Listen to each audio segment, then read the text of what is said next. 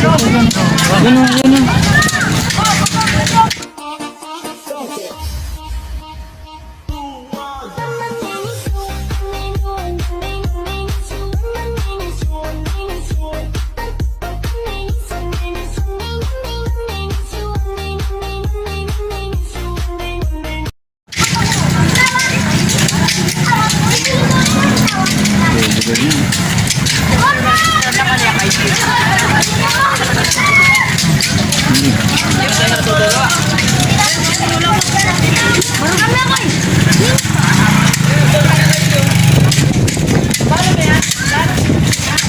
Yan, traditional ng ano, ng San Fernando Kutod, mga kajingjing yan. Ang dami.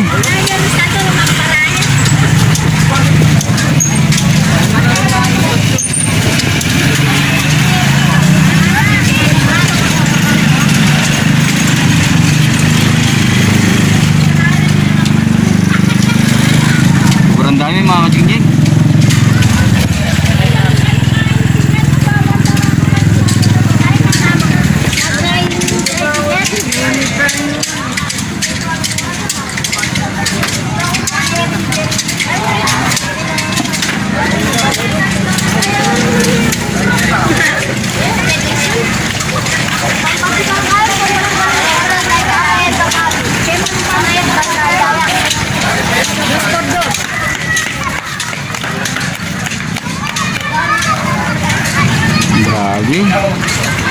Grabe yung traditional.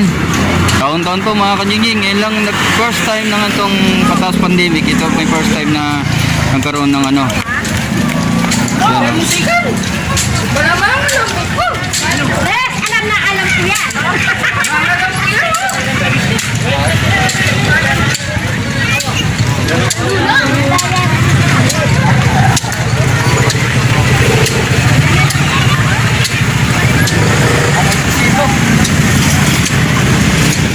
Ito mga kajingjing, nandito kami ngayon sa Fernando Kutod. Pero nagpipinitensya ngayon at ito yung sinasabi nila na San Fernando Kutod na talagang sikat na sikat sa San Fernando, Pampanga, yung pinitensya na to. Yan. Kasalukuyan na nag-ano sila. Yan, sinusugatan ng ano, ang ano na ng pinitensya mga kajingjing.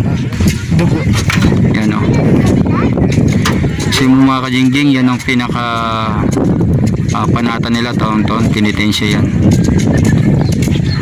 Yan, bali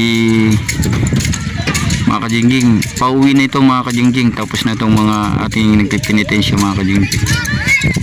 Ano, kasi mga kajingjing, no, taon-taon yan. Kumbaga sa ano mga kajingjing, ano yan, panata mga kajingjing.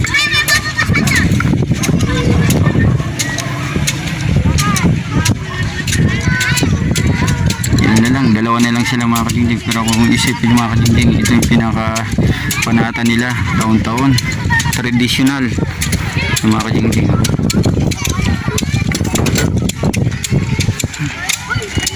Yung mga traditional yung mga kajingjing.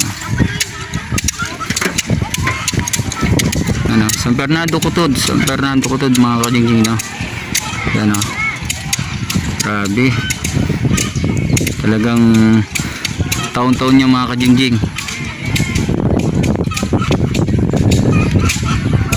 Ito yung pinaka update namin ngayon sa San Fernando, Pampanga.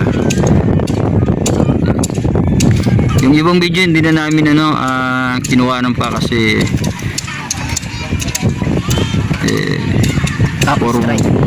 for ano, for privacy daw. Yung iba ayaw nila magpa-video, yung iba gusto naman. Ito mga kajingjing, ano, yung ating mga kajingjing, yun na sila. Bali ito yung San Fernando Kutod. Yung sinasabi namin na ano, ito si Jingjing. Jingjing, nakakatakot. Ha? Ay, dapat tumatalsik yun. Tumatalsik, no? Ito mga kajingjing, oh. Ito yung gusto na yan, i-zoom na lang natin mga kajingjing. Yan,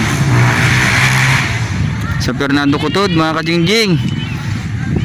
Bukas ang pinakamarami yan, Biyernes Santo.